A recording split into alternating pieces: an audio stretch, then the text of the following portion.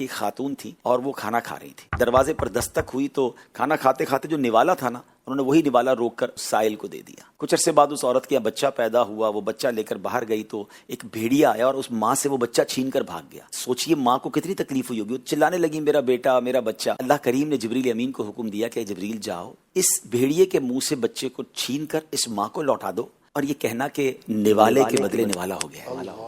آپ ذرا سوچ رہے ہیں بات کو. وہ نوالا منہ کا روک کر اللہ کی راہ میں دیا, اللہ نے بھیڑیے سے اس بچے کو واپس اپنی ماں تک پہنچا دیا.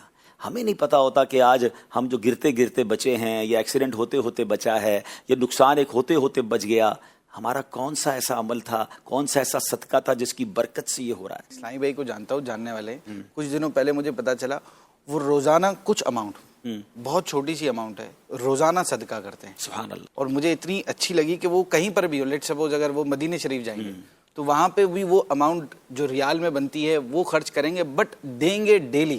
دنیا ادھر سے ادھر ہو جائے, وہ کہتا ہے میرے سالوں ہو گئے کہ میرے روزانہ صدقہ دینے کی جو عادت. اچھا اس کا طریقہ ہے نا, اب دعوت اسلامی نے آسان کیا کر دیا, آپ کو گھریلو صدقہ باکس دے دیا ہے. روز صبح گھر والے اگر اس میں کہتے ہیں صبح صبح صدقہ دو بلاؤں کو ٹالتا ہے, تو روز ڈال دیا کریں. یا آن لائن کر سکتے ہیں, آن لائن کر سکتے ہیں. آن لائن کا میں آپ کو اپنا ایک عمل بتاتا ہوں, چلے اچھی نیت کے ساتھ. ایک تو پہلے وہ روزانہ صدقے والا کیا سسٹم ہے ہم بھول جاتے ہیں.